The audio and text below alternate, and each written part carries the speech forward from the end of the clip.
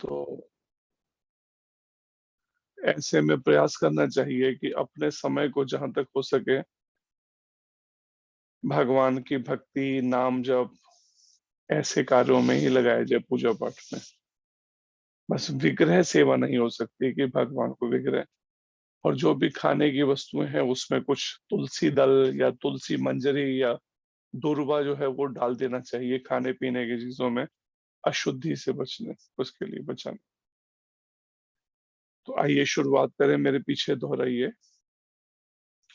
ओम नमो भगवते वासुदेवाय। ओम नमो भगवते वासुदेवाय। ओम नमो भगवते वासुदेवाय। ओम नमो भगवते वासुदेवाय। ओम नमो भगवते वासुदेवाय। ओम नमो भगवते वासुदेवाय। ओम अज्ञानतिमिरान्धस्य ओम अज्ञानतिमिरान्धस्य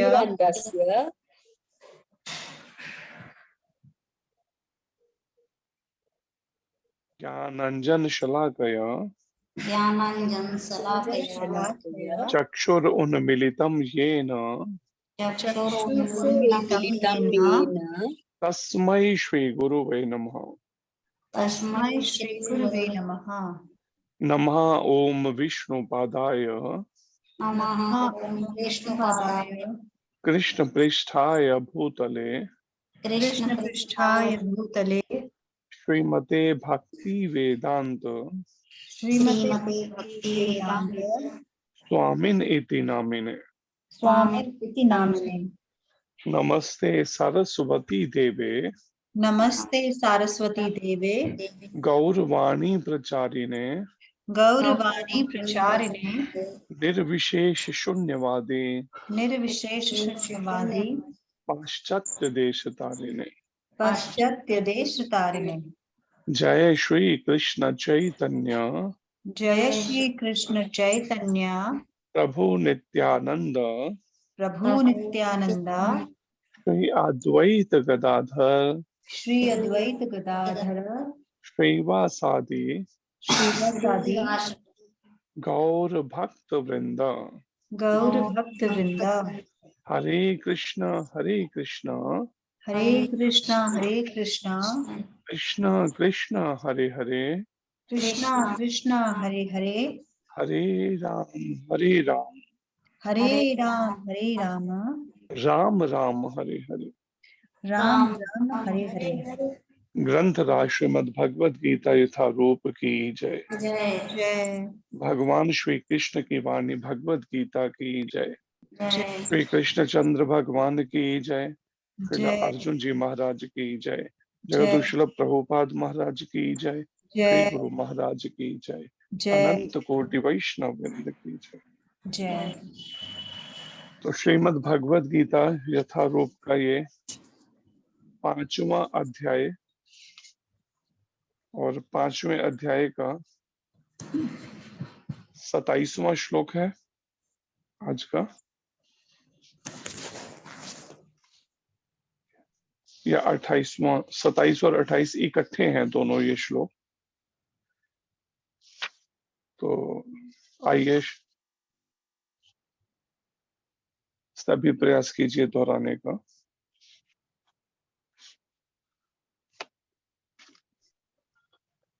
स्पर्शान् कृत्वा बहिर्बाह्यम्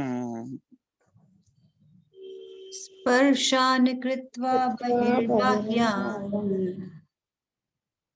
चक्षुश्चैवान्तरे भ्रुवौ चक्षुश्चैवान्तरे भ्रुवोः प्राणापानो समो कृत्वा प्राणापानौ समौ कृत्वा नासाभयन्तरचारिणौ नासाभ्यन्तरचारिणौ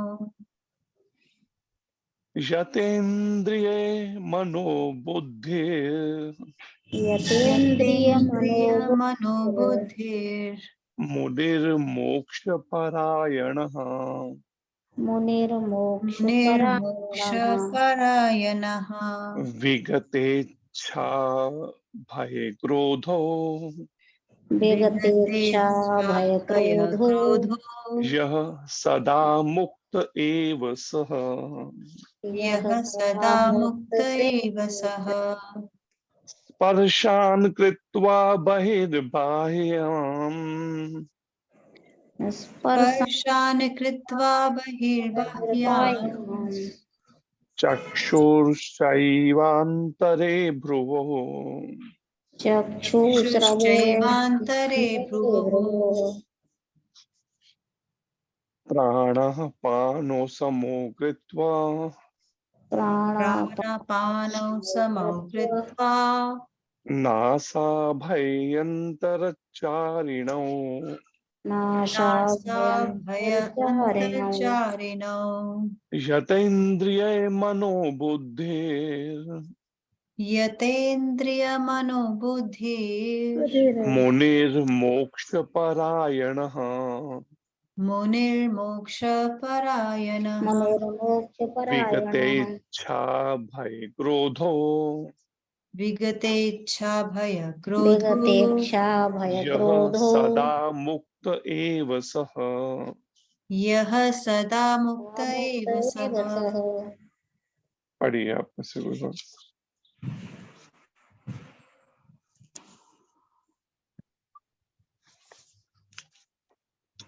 हरे कृष्ण प्रभु जी, दंडवत प्रणाम। जी हरे कृष्ण जी। सपर्शान् कृत्वा बहिः बाह्यां चक्षु च एव अन्तरे भ्रुवो प्राणापानो समो कृत्वा नास अभयन्ति चारणो यते इन्द्रियमनोबुद्धि मुनि मुनि निरोक्ष परायण मुनि निरोक्षण परायण विगत इच्छा भय क्रोधो स य सदा मुक्त एव स। हरे कृष्ण हरे कृष्ण। हरे कृष्ण। हरे कृष्ण प्रभु जी, दंडवत प्रणाम। जी हरे कृष्ण जी। स्पर्शान् कृत्वा बहिर्बाह्यान् चक्षुश्चैवान्तरे भ्रुवोः प्राणापानौ समौ कृत्वा नासा अभयन्तरचारिणौ यतेन्द्रियमनोबुद्धिर्मुनिर्मोक्षपरायणः विगतेच्छाभयक्रोधो यः सदा मुक्त एव सः। हरे कृष्णा प्रभु जी। हरे कृष्ण। हरे कृष्णा प्रभु जी, दंडवत प्रणाम। जी हरे कृष्ण जी। स्पर्शान् कृत्वा बहिर्बाह्यश्चक्षुर्चैवान्तरे भ्रवो प्राणापानौ शमौ कृत्वा नाशाभयन्तरचारिणौ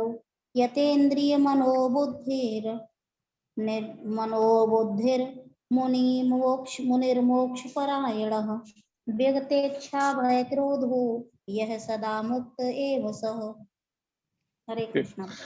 शुरू में ऐसा कर सकते हैं कई बार ना, जब अभ्यास, तो हर 8 अक्षरों के बाद आधा अक्षर ना गिन के 8 अक्षरों के बाद कॉमा लगा सकते हैं, इस तरह की प्रैक्टिस कर सकते हैं, तो उससे पढ़ना आसान हो जाएगा। अगर 16 अक्षरों का है तो 8 पे कॉमा लगा सकते हैं, तो उससे ये एकदम पता चल जाएगा कि पहला जो है वो कब तक स्पर्शान कृत्वा बहिर बाह्यम, फिर चक्षु से अगला शुरू है, चक्षुश्चैवान्तरे भ्रुवु। पढ़िए अगला। पेंसिल से निशान जैसे कॉमा जैसे बना सकते हैं हर। हरे कृष्ण प्रभु जी, दंडवत प्रणाम। जी हरे कृष्ण जी। स्पर्शान् कृत्वा बहिर्बाह्यां चक्षुषो चैव अन्तरे भ्रुवोः प्राण अपानो समो कृत्वा नासाभयन्तरचारिणौ यत् मोक्षपरायणः विगते इच्छा भय क्रोधो यह सदा मुक्त एव सः। हरे कृष्ण। जी हरे कृष्ण हरे कृष्ण प्रभु जी, दंडवत प्रणाम। जी हरे कृष्ण जी। स्पर्शान् कृत्वा बहिर्बाह्यं चक्षो चेव अंत्रिभ्रुवो प्राणपानो समकृत्वा नासाभयन्त्रिचारिणो यतीन्द्राय मनोबुद्धि मुनिर्मोक्ष परायण विगत इच्छा भयो क्रोधा ये ही सदा मुक्त एवं सह। हरे कृष्ण प्रभु। हरे कृष्ण जी। हरे कृष्ण अनुवाद प्रभु जी। दोहराइए सभी। हरे कृष्ण प्रभु जी, हरे दंडवत कृष्ण प्रणाम। जी। हरे कृष्ण जी। स्पर्शान् कृत्वा बहिर्ब्रह्मा चक्षु चैवान्तरे भ्रुवोः प्राणापानौ समौ कृत्वा नासाभ्यं तच्चारिणौ जितेन्द्रिय मनोबुद्धि मुनिमोक्ष परायणाः विगतेशा वै क्रोधो जाह सदा मुक्त एव साह। हरे कृष्ण प्रभु जी, दंडवत प्रणाम। जी हरे कृष्ण जी। सभी दोहराइए। समस्त इंद्रिय विषयों को समस्त इंद्रिय विषयों को बाहर करके दृष्टि को भवों के मध्य में केंद्रित करके प्राण तथा अपान वायु को नथुनों के भीतर रोककर और इस तरह मन इंद्रियों तथा बुद्धि को वश में करके जो मोक्ष को लक्ष्य बनाता है वह योगी इच्छा भय तथा क्रोध से रहित हो जाता है। जो निरंतर इस अवस्था में रहता है वह अवश्य ही मुक्त है। तात्पर्य अर्चनीय वंदनीय प्रातः स्मरणीय जगदीश्वर प्रभुपाद महाराज की जय। श्री गुरु महाराज की जय।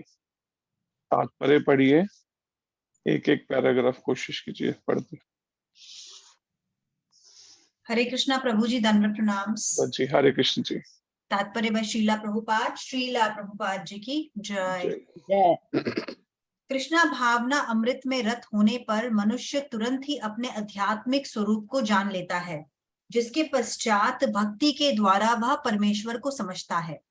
जब मनुष्य भक्ति करता है तो वह दिव्य स्थिति को प्राप्त होता है और अपने कर्म क्षेत्र में भगवान की उपस्थिति का अनुभव करने योग्य हो जाता है। यह विशेष स्थिति मुक्ति कहलाती है। हरे कृष्ण प्रभु जी। हरे कृष्ण जी। प्रभु जी आगे पढ़िए। जी प्रभु जी। मुक्ति विषयक उपयुक्त सिद्धांतों का प्रतिपादन करके श्री भगवान अर्जुन को यह शिक्षा देते हैं कि मनुष्य किस प्रकार अष्टांग योग का अभ्यास करके इस स्थिति को प्राप्त होता है। यह अष्टांग योग 8 विधियों यम, नियम, आसन, प्राणायाम, प्रत्याहार, धारणा, ध्यान, समाधि में विभाजित है। छठे अध्याय में योग के विषय में विस्तृत व्याख्या की गई है। 5वें अध्याय के अंत में तो इसका प्रारंभिक विवेचन ही दिया गया है। योग में प्रत्याहार विधि से शब्द, स्पर्श, रूप, स्वाद तथा गंध का निराकरण करना होता है और तब दृष्टि को दोनों भवों के बीच लाकर अध खुली पलकों से उसे नासाग्र पर केंद्रित करना पड़ता है। आंखों को पूरी तरह बंद करने से कोई लाभ नहीं होता, क्योंकि तब सो जाने की संभावना रहती है, और ना ही आंखों को पूरा खुला रखने से कोई लाभ है, क्योंकि तब तो इंद्रिय विषयों द्वारा आकृष्ट होने का भय बना रहता है। नथनों के भीतर श्वास की गति को रोकने के लिए प्राण तथा अपान वायुओं को सम किया जाता है। ऐसे योगाभ्यास से मनुष्य अपनी इंद्रियों के ऊपर नियंत्रण प्राप्त करता है, बाह्य इंद्रिय विषयों से दूर रहता है और अपनी मुक्ति की तैयारी करता है। हरे कृष्णा प्रभु जी, दंडवत प्रणाम। बच्ची लास्ट पैराग्राफ पढ़िए कोई बात। हरे कृष्णा, मैं पढ़ूं? पढ़िए। हरे कृष्ण। इस योग की विधि से मनुष्य समस्त प्रकार के भय तथा क्रोध से रहित हो जाता है और परमात्मा की उपस्थिति का अनुभव करता है। दूसरे शब्द में कृष्ण भाव मंत्रा योग के सिद्धांतों को समृद्ध करने की सरलतम विधि है। अगले अध्याय में इनकी विस्तार से व्याख्या होगी है। किंतु कृष्ण भाव व्यक्ति सदैव भक्ति में लीन रहता है, जिससे उनकी इंद्रियां के अत्यंत प्रयत्न होने का भय नहीं रह जाता है। अष्ट योग का अपेक्ष इंद्रियों को वश में करने की ये अधिक उत्तम विधि है। हरे कृष्णा। ये दोनों श्लोकों के अनुवाद तात्पर्य हुए नहीं थे पिछली बार? याद ध्यान है किसी को? ये दोनों हरे कृष्णा प्रभु जी, लास्ट हरे वीक कृष्ण। हमने ये पढ़े थे लेकिन आपने समझाए नहीं थे। हरे कृष्णा प्रभु जी। अच्छा, तो यहाँ पर जो आज के श्लोक में वर्णन है इन 2 श्लोकों में कि समस्त इंद्रिय विषयों को बाहर करके दृष्टि को भौहों के मध्य में केंद्रित करके प्राण तथा अपान वायु को नथुनों के भीतर रोककर तथा इस तरह मन इंद्रियों तथा बुद्धि को वश में करके जो मोक्ष को लक्ष्य बनाता है, वह योगी इच्छा, भय तथा क्रोध से रहित हो जाता है। जो निरंतर इस अवस्था में रहता है, वह अवश्य ही मुक्त है। तो यहाँ पर भगवान श्री कृष्ण मुख्य रूप से ये बात अर्जुन को बता रहे हैं कि एक पहला है कि इच्छा, फिर है भय और क्रोध से रहित होने के लिए भगवान कहते हैं कि कैसे हुआ जा सकता है इच्छा, भय और क्रोध से रहित, कि उसका लक्ष्य जो है मन, इंद्रियां और बुद्धि को वश में करके केवल मोक्ष को लक्ष्य बनाया हो। आज अगर कहीं भी हमारी आसक्ति या मोह जाग रहा है या भगवान से अलग रहकर कुछ भी और चिंतन हो रहा है, हाँ बातें सब ठीक है लेकिन फिर भी थोड़ा सा तो बिजनेस और जॉब पे ध्यान देना ही पड़ेगा। ये सब मतलब किसी भी अन्य तरीके से जो और जहां जहां ध्यान हमारा चिंतन जाता है, परिवार में आसक्ति या किसी भी अन्य जगह, चाहे समाज में ही मान सम्मान की इच्छा होना मिले हम, तो मुख्य बात क्या है यहाँ पर भगवान कहते हैं वास्तव में लक्ष्य मोक्ष नहीं है। फिर मोक्ष लक्ष्य का मतलब है 24 घंटे अपना लक्ष्य का चिंतन होता हो उसको, कि उसके अनुसार फिर वो सारे कार्यकलाप करे, सारे व्यवहार उसके वैसे ही हो। और फिर प्रभुपाद जी यहाँ समझा रहे हैं कि कृष्ण भावना अमृत में रत होने पर जो पूरी तरह से भगवान कृष्ण की भावना से रूपी अमृत या भगवान के प्रति समर्पित हो जाता है, तो ऐसा मनुष्य तुरंत ही अपने आध्यात्मिक स्वरूप को जान लेता है। जो हम जानना चाहते हैं ना कि हाँ, जो हमने शब्द सुना है आत्म साक्षात्कार या सेल्फ रियलाइजेशन या भगवत साक्षात्कार, तो प्रभुपाद जी कहते हैं वो कैसे संभव है? कृष्ण भावना अमृत में रत होने पर या भगवान कृष्ण के प्रति समर्पण करने पे, समर्पित होने पर। फिर समर्पित का मतलब ये नहीं होता कि मेरा फिर कुछ और भी संसार में कहीं मोह बना रहे। अगर भगवान कृष्ण के समर्पित है तो उनके देखिए ना, एक सामान्य रिश्ते के अंदर ही आप देख लीजिए, एक बच्चे का कहीं किसी परिवार में जन्म हुआ, पला बड़ा हुआ, और एक तरफ एक कन्या का कहीं किसी परिवार में जन्म हुआ, किसी अलग ही परिवार में, और वहां पे पली बड़ी हुई। लेकिन जैसे ही एक परिवार में वैवाहिक संबंध बना, जैसे ही 7 फेरे हुए या संबंध, और वैसे ही क्या हुआ, वो पति के प्रति समर्पित हो गई, जो एक वैवाहिक संबंध का अर्थ है। तो बस उसके दिमाग में अब उससे पहले कोई अता पता नहीं, लेकिन उस समय से बस हो गया कि अब ये तो मेरे पति हैं। मैं तो अब गृहस्थी हो गई हूँ, मेरा तो जीवन अब समर्पित हो गया है पति के लिए। और जब पति के लिए समर्पित हुआ है तो उससे संबंधित जो भी हैं, उनके माता-पिता हैं, जो भी हैं, मुझे तो उनसे भी संबंध फिर बना के रखने पड़ेंगे अच्छे, या तो केवल एक संबंध जुड़ा विवाह का, और परिणाम में वो कन्या जो है वो उनके समर्पित हो गई पति के। अब उसको सारी बातें समझाइए, कुछ भी ज्ञान की बातें, गीता की बातें, कुछ भी करिए, सब अच्छी बात है, लेकिन मैं हूँ तो गृहस्थी ही। उसके दिमाग में अच्छे से बैठा है, ये मेरे, मुझे तो अब इस परिवार में रह के ही अपना जीवन काटना है, चाहे कैसे भी। तो ये बात को यहाँ देखिए विचार करके, जब सांसारिक संबंधों में हम इतने समर्पित होकर कि पूरा जीवन फिर काट देते हैं उसी के लिए, उसी पारिवारिक संबंध को निभाने में पूरा जीवन 24 घंटे लगा देते हैं, उसी पति के लिए और बच्चों के लिए। आधी रात को भी अगर कोई बात है तो उठ के हम तैयार हैं, हमें तब कोई सैलरी नहीं चाहिए। फिर नहीं लगता कि हाँ जी, ऐसा भी कौन सा ये जॉब की सैलरी, उसके लिए हमें आधी रात को भी करना पड़े और कोई सैलरी भी नहीं मिल रही हमें। वहां पे वो सोच ही नहीं आती। लेकिन वहीं पर ही कहीं जॉब करते हो तो वहां पे सीधी ओवर टाइम मिलेगा कि नहीं मिलेगा, पहले ही अगर हम कुछ एक्स्ट्रा वर्क करें तो। देखिए सोचने का तरीका क्या है, खाली ये बात को विचार करके देखिए। एक सांसारिक संबंध संबंध के प्रति ही समर्पित हुए हैं तो कैसी लगन से कार्य करने लगे वहां पर। और चलो जॉब के अंदर तो हम, कोई व्यक्ति अपने बॉस की, सीनियर की आज्ञा माने तो समझ आता है, वहां तो चलो सैलरी के लिए वो कर रहा है। लेकिन उस पारिवारिक संबंध में ठीक है, हाँ कुछ बहुत ही आपसी हो जाता है कि हाँ पति जो है उसकी आवश्यकताओं की पूर्ति करेगा, या कई बार ऐसा भी है कि दोनों ही जॉब करते हैं तो फिर तो दोनों ही पैसा कमा रहे हैं, लेकिन फिर भी वो इस संबंध को कंटिन्यू करते हैं। कुछ इंद्रियों का तर्पण भी है और भी कई बातें हैं उसमें।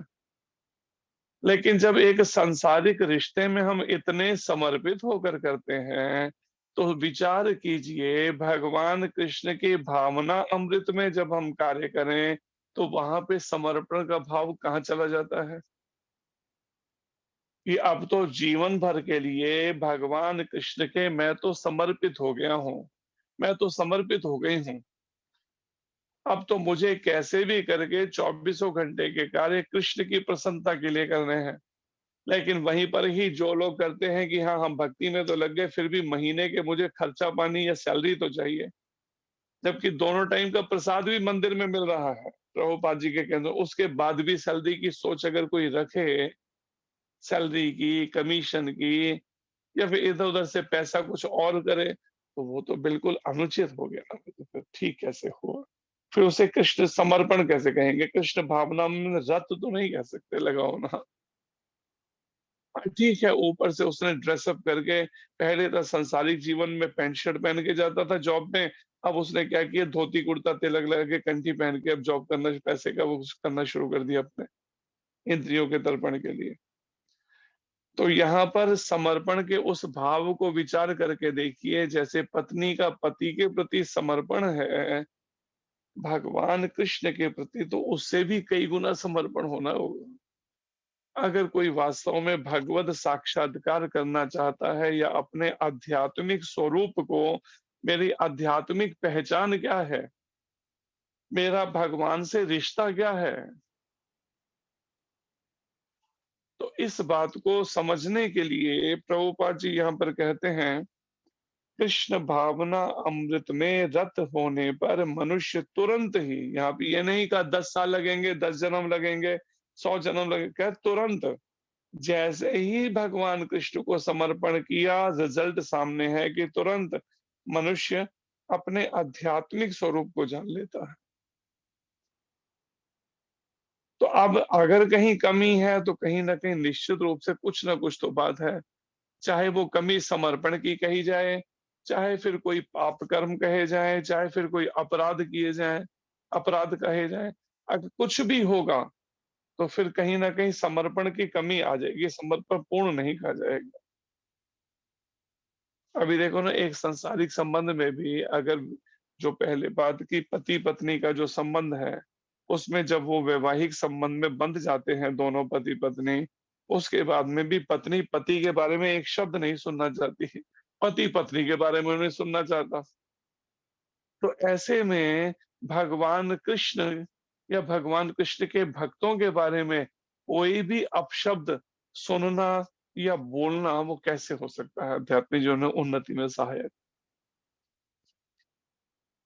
तो इसलिए कितने सावधानी पूर्वक भक्ति करनी पड़ेगी, अब विचार करके देखिए। जैसे कि नहीं, एक पूछो ना, एक वैष्णव से कहीं दो भक्तों के अंदर आपस में झगड़ा हो जाए कुछ बात पे, तो परिणाम में अब ऐसे में वो हमारे पास पहुंच गए या आपके पास आ गए और सलाह करने के लिए कि ऐसे में अब आप बताइए कौन सही है कोई गलत, तो फिर क्या करना चाहिए? तो वो कहते हैं उसका हल ये है कि उसे चाहिए कि बड़े तरीके से उठ के वहां से निकल जाए। उनके झगड़े में, दो वैष्णवों के झगड़े में ये ना पता चले अपनी ही चटनी बन जाए। अब आप सुलह दो वैष्णवों के कराए सुलह हो ही नहीं हुई, क्योंकि आप किसी के भी पक्ष में बोलेंगे तो दूसरा रुष्ट होगा।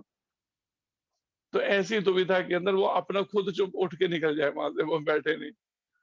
तो अब विचार करिए कितना सावधान रहना होगा अपराधों से और पाप कर्मों से, अगर वास्तव में चाहते हैं आध्यात्मिक उन्नति हो। और आध्यात्मिक स्वरूप को तब जान पाएगा जब इन सबसे सावधानी पूर्वक निकलेगा परिस्थितियों से, जिसके पश्चात भक्ति के द्वारा वह परमेश्वर को समझता है। पहले आध्यात्मिक स्वरूप को जानना कि वास्तव में भगवान से मेरा संबंध क्या है, रिश्ता क्या है, या जिसे ब्रह्म संबंध भी कहते हैं। लेकिन वो संबंध अब कोई कहता है हमें तो पता ही नहीं चल पा रहा, लेकिन कहीं ना कहीं हो सकता है कृष्ण भावना अमृत में भगवान कृष्ण के प्रति समर्पण फिर या तो पूर्ण नहीं है, तभी तो रिश्ता नहीं पता चल पा रहा। लेकिन समर्पण शब्द तो एक है, लेकिन समर्पण की जब व्याख्या प्रभुपाद जी आगे कर रहे हैं उसको समझेंगे तो पता चलेगा कितनी सारी कहाँ कहाँ कमी छूट रही है समर्पण में, जिस कारण से हमें लक्ष्य की प्राप्ति नहीं हो पा रही। जैसे यहाँ पर भी वर्णन है कि उसका तो लक्ष्य जीवन निश्चित होता है, फिर जो मोक्ष को लक्ष्य बनाता है उसके सारे व्यवहार फिर मोक्ष के लिए होंगे। उसमें यह नहीं है मोक्ष से संबंधित जो कार्यकलाप उससे हटकर कुछ और ही किए जा रहा है। अच्छा ठीक है, 5-7 घंटे उसमें लगा लेते हैं, कुछ घंटे दूसरे भी कार्य करते हैं, कुछ देर चलो टीवी देख लेते हैं, अच्छा थोड़ी देर कुछ मोबाइल पे ही कर लेते हैं, अच्छा कुछ खाने सोने की कपड़ों के बारे में चर्चा ही कर लेते हैं किसी से बैठकर, तो वो सब फिर नहीं चल पाएगा। उन सब चीजों से, उन सब परिस्थितियों से अपने को अलग तो करना ही पड़ेगा कैसे भी करके, चाहे कोई माने भला कोई माने बुरा। अगर मुझे आध्यात्मिक उन्नति करनी है तो अपने को अलग करना पड़ेगा उस सब तरह के कार्यकलापों से जिनका केंद्र बिंदु कृष्ण नहीं है या केंद्र बिंदु मोक्ष को लक्ष्य नहीं है, जिन बातों का, जिन व्यवहारों का, जिस सब आचरण का, जिन सब कार्यकलापों का। प्रभुपाद जी कहते हैं जब मनुष्य भक्ति करता है तो वह दिव्य स्थिति को प्राप्त होता है, और जब इस तरह से स्वरूप को जान लेता है तो उसके पश्चात भक्ति के द्वारा वह परमेश्वर को समझता है। क्योंकि बाकी सब पहले बताया कि और सब भी तरीके हैं जो भगवान ने बताए, ज्ञान योग, ध्यान योग, अष्टांग योग, संन्यास योग और कई अन्य योग, लेकिन फिर भी यहाँ पर 18वें अध्याय में भी भगवान ने क्या कहा 55वें श्लोक में, भक्त्या माम अभिजानाति यावञ्जश्चास्मि तत्वतः। तत्वतः जो तत्व से वास्तव में जो मेरा वास्तविक स्वरूप है, तत्व से मुझे जानना चाहता है पूर्ण रूप से, तो भक्त्या माम अभिजानाति, भक्ति के द्वारा ही जान सकता है, भक्त ही मुझे जान सकता है पूर्ण रूप से। बाकी सबके लिए नहीं कहा कि योगी या ज्ञानी भी मुझे पूर्ण जान सकते हैं, भक्त के लिए भगवान स्वयं कह रहे हैं। और भगवान जो बात कह रहे हैं समझिए वो अल्टीमेट फाइनल वो है, आखिरी वो है, मत है उसमें फिर कोई और नहीं है, क्योंकि भगवान ही है जिससे वेद सारे जो है ये सब आए हैं, ज्ञान, वैदिक ज्ञान। और भगवान का आखिरी मत ये है कि भक्त केवल जन।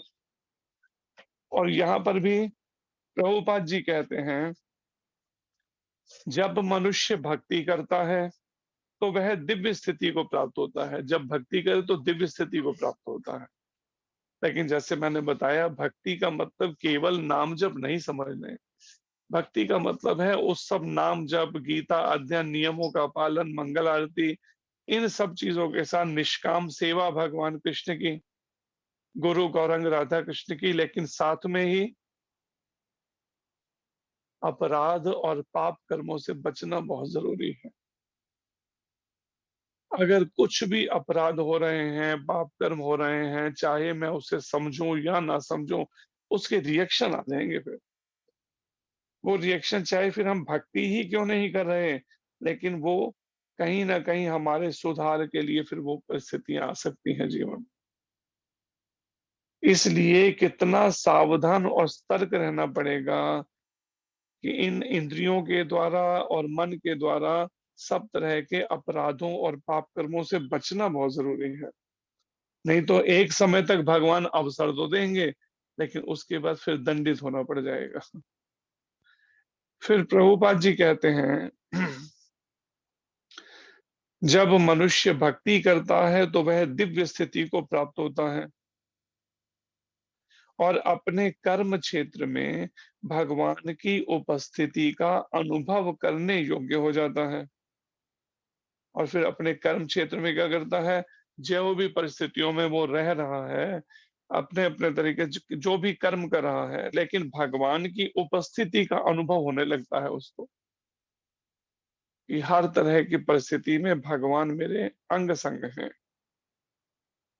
यह विशेष स्थिति मुक्ति कहलाती है। तो जब भगवान का अपने 24 घंटे के उस कर्म क्षेत्र में,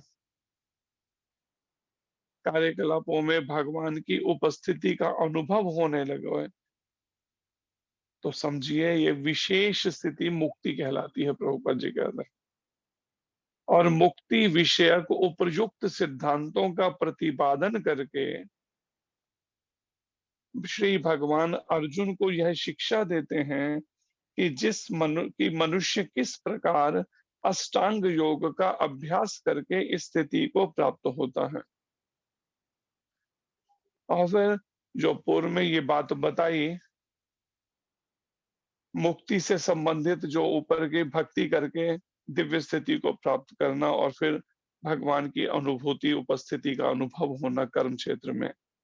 फिर अष्टांग योग का यहाँ पे प्रभुपाद जी बता रहे हैं कि ये भी एक है, अष्टांग योग का अभ्यास के द्वारा मनुष्य किस तरह से स्थिति को प्राप्त होता है मुक्ति की। तो वो अष्टांग योग 8 विधियां जो यहाँ पे यम, नियम, आसन, प्राणायाम, प्रत्याहार, धारणा, ध्यान तथा समाधि, इन 8 में विभाजित किया गया है, जिसे अष्टांग योग बताया।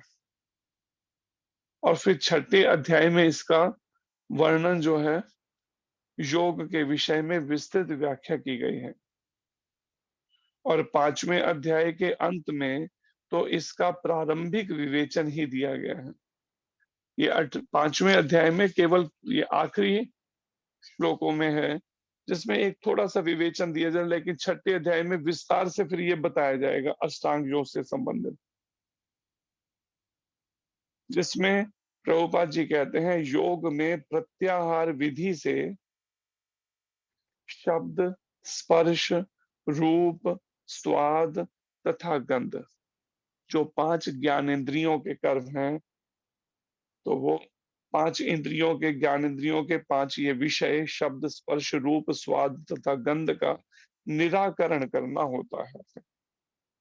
निराकरण अर्थात पूरी तरह से इनसे अपने को एक तरह से कह सकते हैं अलग करना होगा। बिल्कुल ये इंद्रियां अपने इंद्रिय विषयों से, इनको रोकना होगा, जिसे कह सकते हैं निराकरण। इसलिए सामान्यतः जो योगी है वो क्या करता है, ध्यानस्थ होके बैठ जाता है और ध्यानस्थ होके सब तरह से इंद्रियां को इंद्रिय विषय देना फिर बंद कर देता है और पूरी तरह से मन को इस तरह से अभ्यास एकाग्र करता है। लेकिन कहाँ पर, प्रभुपाद जी कहते हैं, तब दृष्टि को दोनों भौहों के बीच में लाकर, बिल्कुल भौहों के बीच में मध्य में लाकर अधखुली पलकों से उसे नासाग्रह पर केंद्रित करना पड़ता है। बिल्कुल नासिका के अग्रभाग पर फिर केंद्रित करता है। पहले दृष्टि को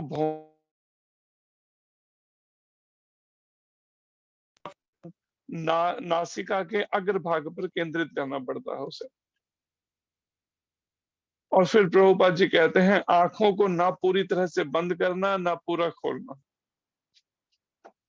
क्योंकि अगर पूरी तरह बंद कर लेगा तो परिणाम,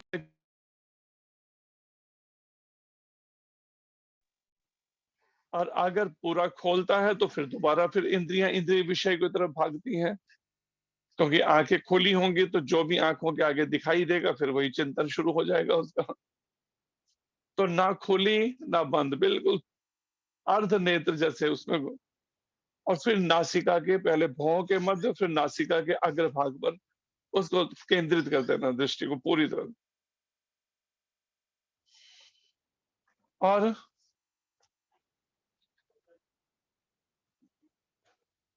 नथुनों के भीतर श्वास की गति को रोकने के लिए फिर प्राण तथा अपान वायुओं को सम किया जाता है।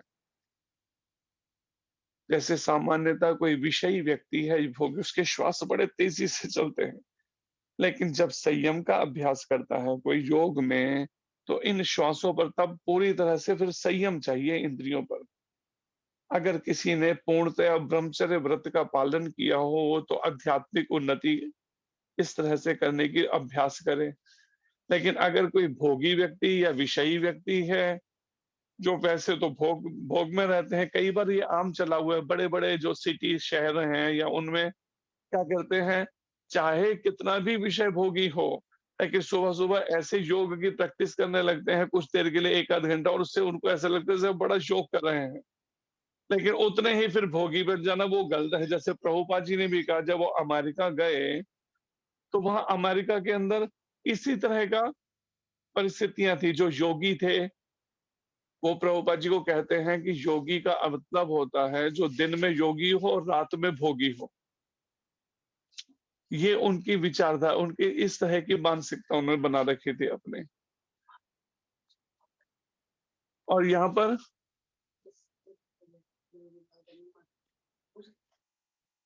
तो यहाँ पर इसी बात को समझाया गया है।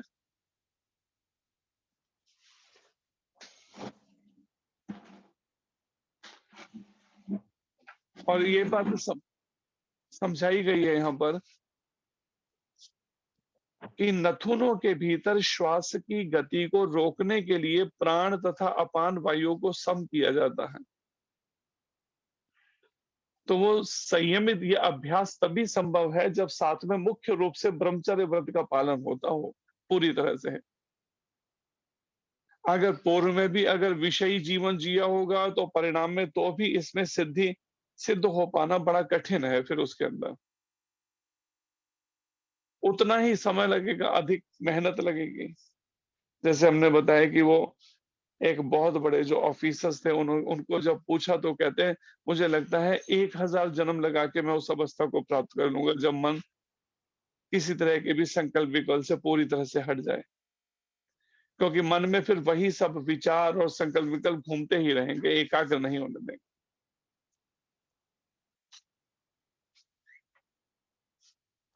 ऐसे योगाभ्यास से मनुष्य अपनी इंद्रियों के ऊपर नियंत्रण प्राप्त करता है। इस तरह से वो क्या है, ठीक है, अगर मान लिया कि पहले उसे अभ्यास नहीं, तो अब नियंत्रण का अभ्यास इस तरह से करना होगा उसे, ब्रह्मचर्य का व्रत का पालन करते हुए फिर श्वासों की गति पर, प्राण वायु और अपान वायु पर इस पे संयम करना, सम उसमें करना। और फिर बाह्य इंद्रिय विषयों से दूर इस तरह से करता है कि इंद्रिय विषयों से पूरी तरह से अपने इंद्रियों को और मन को फिर हटाता है। और अपनी मुक्ति की तैयारी करता है। कि इस तरीके से, पर आज जिस वातावरण में हम रह रहे हैं, आप विचार करके देखिए, जहाँ पे इतना पहले जबकि ऐसा नहीं था, जो ऋषि मुनि थे वो किस तरह का जीवन जीते थे, आप विचार करके देखिए। कभी जंगलों में रहना, अ, और वहां पर इस तरह का अभ्यास करते थे। लेकिन अब ऐसे समय के अंदर जहां पर जिस तरह के हम फास्ट लाइफ में रह रहे हैं, आप विचार कीजिए, ठीक है, मन को झूठी तसल्ली तो दी जा सकती है थोड़ी देर के लिए, अभ्यास करने की योगा के नाम से, लेकिन उससे कोई विशेष बहुत अधिक पूर्ण जो मुक्ति का जो है वो संभव नहीं हो पाएगा तब तक, क्योंकि हमें इस तरह के जीवन से अपने को अलग करना पड़ेगा फिर।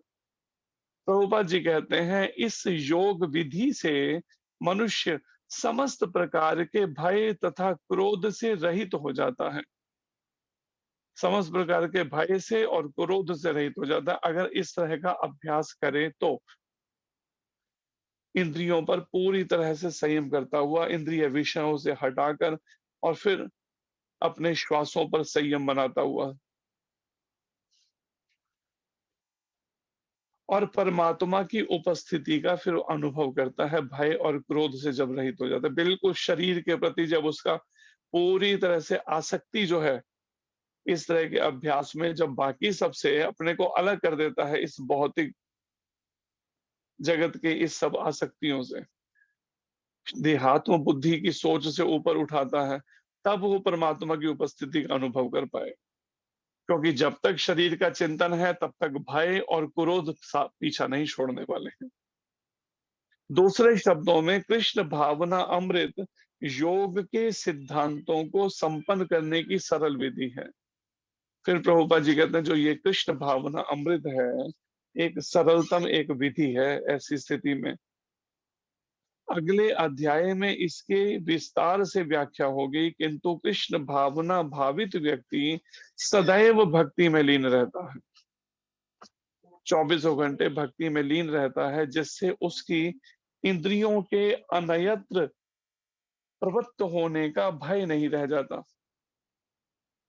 अष्टांग योग की अपेक्षा इंद्रियों को वश में करने की यह अधिक उत्तम विधि है। फिर प्रभुपाद जी कहते हैं कि जब पूरी तरह से इंद्रियों को, प्रभुपाद जी ने जो तरीके से ये हरे कृष्ण आंदोलन में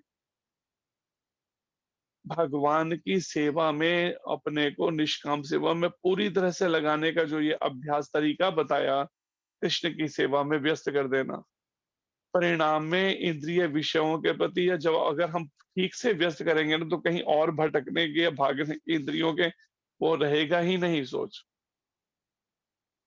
तो इसलिए एक है बिल्कुल सब कुछ छोड़कर बैठ जाना, केवल उस तरह का अभ्यास करना 24 घंटे में, जितना अधिक से अधिक वो योग के तरीके से सामाजिक जीवन से कट ऑफ कर लेना, या वो सब से नहीं कर सकते हैं, अगर ऐसी स्थिति सबकी नहीं है, तो प्रभुपाद जी कहते हैं फिर ये कृष्ण भावना भावित तरीका जो है, सदैव भक्ति में कृष्ण की प्रसन्नता के लिए सारे कार्य करना, 24 घंटे में थोड़ा भी इंद्रियों को कृष्ण भावना से हटकर किसी अन्य विषय की तरफ नहीं लगाना है। ये अभ्यास जो है, ये सरलतम और उत्तम विधि है।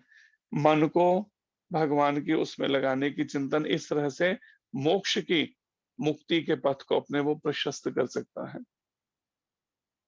तो इसलिए जब प्रभुपाद जी ने ये हरे कृष्ण आंदोलन के माध्यम से पूरे विश्व भर में ये तरीका कि सभी इंद्रियों को भगवान कृष्ण की सेवा में लगाया जाए, और अपने सारे प्रयास दिन के 24 घंटे के केवल कृष्ण के लिए हों, कृष्ण की प्रसन्नता के लिए हों, भगवान कृष्ण के निमित्त हों, तो इस तरीके से कृष्ण भावना अमृत में हम अगर स्थित करते हैं अपना शरीर, मन, वाणी, इनको, तो इस तरीके से वही लक्ष्य जो अष्टांग योग से हम पाना चाहते हैं, इससे ये अधिक उत्तम विधि है, अधिक सरलता से कर सकते हैं।